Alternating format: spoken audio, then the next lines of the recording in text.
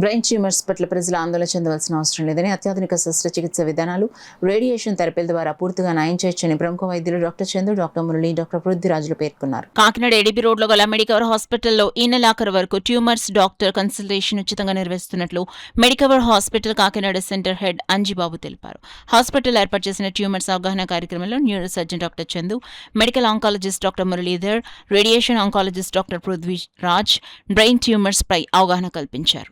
పంపించిన తర్వాత molecular diagnosis కూడా ఉంటాయి. ఐహెచ్సి మార్కర్స్ అంటాము, మాలిక్యులర్ డయాగ్నోసిస్.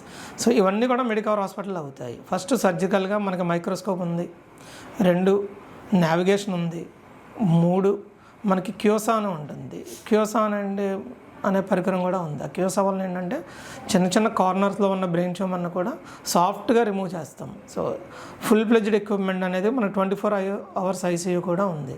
సో దీనివలన ట్యూమర్ని మనం రిమూవ్ చేస్తాం. రిమూవ్ చేసిన తర్వాత బయాప్సీకి పంపుతాము. వన్ మోర్ థింగ్, మెడికవర్లో ఏంటంటే మనకి ఇంట్రాపరేటివ్ బయాప్సీ అని ఉంటుంది. మనం సర్జరీ చేస్తుండగానే దాని ట్యూమర్ని ఏ రకమైన ట్యూమరు, హై గ్రేడ్ ట్యూమరా, లో గ్రేడ్ ట్యూమరా అనేది మనకి తెలుస్తుంది. సో ఈ హై గ్రేడ్ ట్యూమర్ అని మనకి సర్జికల్గా తెలిసినప్పుడు దాన్ని ఎంతవరకు తీయాలి అనేది కూడా తెలుస్తుంది. లో గ్రేడ్ ట్యూమరు, సో ఇది ఒక 5-6 సంవత్సరాల వరకు మళ్ళీ రాదు, అంటే ట్యూమర్ రికరెన్స్ 5-6 సంవత్సరాలు రాదు అని మనకి ఇంట్రాపరేటివ్గా తెలిసినప్పుడు సో మన సర్జికల్గా డెసిషన్ అనేది మారుతుంది. ఏం చెప్పాలంటే మనకి సర్జరీ చేస్తున్నాము, అది చాలా ఇంపార్టెంట్. కాళ్ళు చేతుల నరాలకు సంబంధించిన దగ్గర ట్యూమర్ వచ్చింది. సో ఈ ట్యూమర్ని ఎంతవరకు తీయాలి అనే జడ్జిమెంట్కి సర్జన్కి ఒక క్లియర్ ఐడియా ఉంటుంది. దాన్ని intraoperative biopsy or frozen section అంటాం. అది మెడికవర్లో మాత్రమే అవైలబుల్గా ఉంది. సో వన్స్ ఆ డెసిషన్ వచ్చిన తర్వాత సర్జరీ ఎంతవరకు చేయాలనేది మనకు డెసిషన్ వస్తుంది. అది అయిన తర్వాత బయాప్సీ రిపోర్ట్, ఐహెచ్సి మార్కర్స్, దీన్ని బట్టి కీమోథెరపీ, మాకు స్ట్రాంగ్ కీమోథెరపీ యూనిట్ ఉంది. అలాగే రేడియేషన్ ఆంకాలజీ కూడా మాకు రేడియేషన్ డాక్టర్ గారిని బట్టి తర్వాత ఫర్దర్గా అది 6 months తీసుకోవాలా, 3 months తీసుకోవాలనేది వాళ్ళు గ్రేడ్ ఆఫ్ ది ట్యూమర్ని బట్టి, అది 1వ గ్రేడా, 2వ గ్రేడా, 3వ గ్రేడా అనేది. ఇంకా ఇంపార్టెంట్ ఏంటంటే మెనింజియోమస్ అనేది ఒక ట్యూమర్ ఉంటాయి. మెనింజియోమస్ అనేవి commonest tumours, brain tumours. So అవి కంప్లీట్గా క్యూరబుల్. మెనింజియోమా అంటే క్యూరబుల్ ట్యూమర్, క్యూర్ ఉంటుంది. గ్లయోమాస్ అంటే వాటి గ్రేడ్ని బట్టి, ఇందాక అనుకున్నట్టు గ్లయోబ్లాస్టోమా మల్టీఫార్మే, అది 4వ గ్రేడ్ ట్యూమర్ అది. సో అది హై రిస్క్ ట్యూమర్. సో అది తప్పించి గ్రేడ్ 1, గ్రేడ్ 2, గ్రేడ్ 3 ఇవన్నీ కూడా మనకి ఐహెచ్సి మార్కర్స్ కూడా ఉంటే మనకి supportive diagnosis, correct accurate treatment వెళ్ళడానికి చాలా బాగా ఉపయోగపడుతుంది. సో ఇంత మోడర్న్ టెక్నాలజీ వచ్చిన తర్వాత పేషెంట్లు భయాందోళనకు గురవసరం లేదు. మీరు ధైర్యంగా ఉండొచ్చు, నమ్మకంగా భరోసాగా ట్రీట్మెంట్ తీసుకోవచ్చు. ఈ హాస్పిటల్కి 100 మంది వస్తే బ్రెయిన్ ట్యూమర్తో, దాంట్లో ప్రైమరీ ట్యూమర్లు ఉంటాయి, అంటే జబ్బు బ్రెయిన్లోనే మొదలైనవి ఉంటాయి, అలాగే ఎక్కడి నుంచో వచ్చి చేరినవి కూడా ఉంటాయి.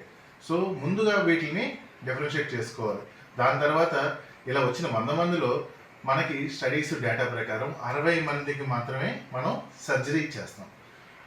60 నుంచి 80 మందికి రేడియేషన్ పెడతాం. అదేంటి సార్ 100 మందిలో 60 మంది మళ్ళీ 80 మంది అంటారంటే, మీకు అర్థం చేసుకోవాల్సిన విషయం ఏంటంటే సర్జరీ చేసిన తర్వాత కూడా చాలా బ్రెయిన్ ట్యూమర్లకి రేడియేషన్ పెట్టాల్సిన అవసరం ఉంటుంది. అంటే చాలా బ్రెయిన్ ట్యూమర్లు అంటే గ్రేడ్ 4 బ్రెయిన్ ట్యూమర్స్ ఇవన్నీ ఉంటాయి, వాటికి రేడియేషన్ ఖచ్చితంగా పెట్టాల్సి ఉంటుంది. సో ప్రతి పేషెంట్కి సర్జరీతోనే ట్రీట్మెంట్ అయిపోతుంది అనే అపోహ ప్రజల్లో ఉంది, అది తప్పు. ఖచ్చితంగా ట్రీట్మెంట్ అయిపోయిన తర్వాత ఒక రేడియేషన్ ఆంకాలజిస్ట్ దగ్గరికి వచ్చి, సార్ మాకు ఇంకా రేడియేషన్ అవసరం ఉందా లేదా అని అడగాలి.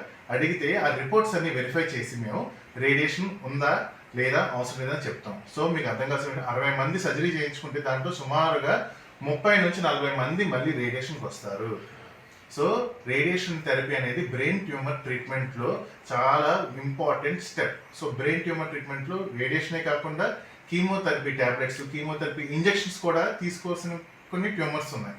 సో ప్రజలందరూ ఈ బ్రెయిన్ ట్యూమర్ ట్రీట్మెంట్ అంటే ఓన్లీ సర్జరీ కాదు, రేడియేషన్లో కూడా రేడియో సర్జరీ ఉంటుంది, మామూలు రేడియేషన్ ఉంటుంది.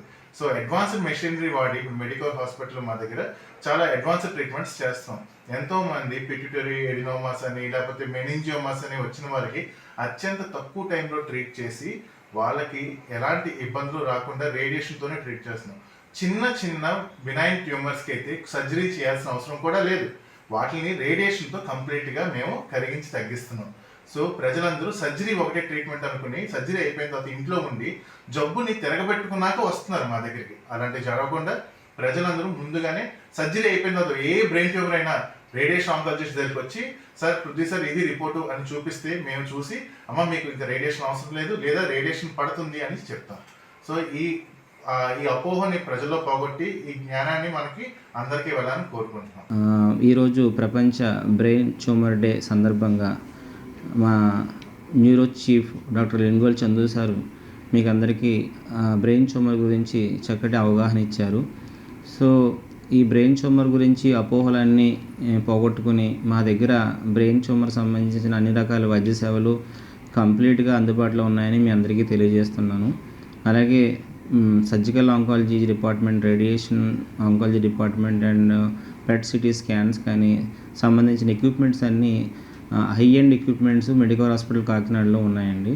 సో ప్రజలందరూ ఈ విషయాన్ని గమనించి బ్రెయిన్ ట్యూమర్ని చాలా పెద్దగా తీసుకుని భయాందోళనకు గురవకుండా హాస్పిటల్కి వచ్చి ఒకసారి మా డాక్టర్ చందు సార్కి చూపించుకుంటే మీకున్న అపోహలు తొలగుతాయి. ఈ సందర్భంగా ఈ బ్రెయిన్ ట్యూమర్ డే సందర్భంగా ప్రజలందరికీ ఈ రోజు నుంచి ఈ నెల చివరి వరకు ఎవరైనా వచ్చి మీకున్న సమస్యలని కన్సల్టేషన్ ఛార్జ్ లేకుండా బ్రెయిన్ ట్యూమర్ సంబంధించిన ఏ విధమైన అపోహలు ఉన్నా వచ్చి ఫ్రీగా చూపించుకుంటారని, ఈ అవకాశాన్ని మీరు అందరూ సద్వినియోగం చేసుకుని మీలో ఉన్న భయాన్ని పోగొట్టుకుంటారని అందరినీ కోరుకుంటున్నాను.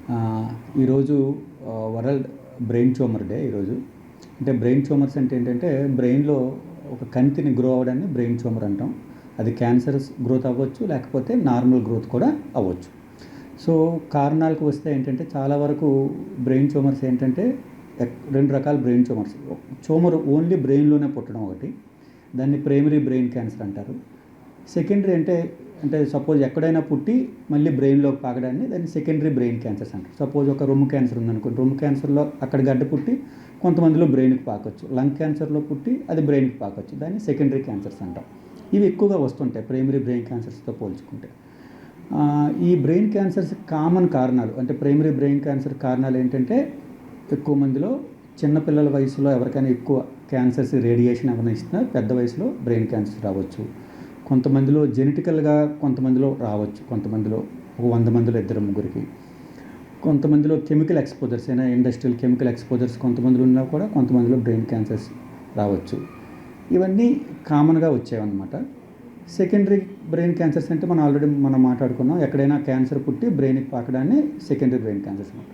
అంటే దీనికి ట్రీట్మెంట్ ఏంటంటే అది చిన్న దశలో ఉంటే ముందు సర్జికల్గా దాన్ని మనం ఎంతవరకు తీయగలమో అంతవరకు తీసి దాని తర్వాత రేడియేషన్, కీమోథెరపీ అనేది treatment. So surgery, radiation, chemotherapy 3 కూడా మనం ఇంటిగ్రేట్ చేస్తే మనం చాలా వరకు బ్రెయిన్ క్యాన్సర్స్లో మంచి సక్సెస్ సాధించుకోవచ్చు.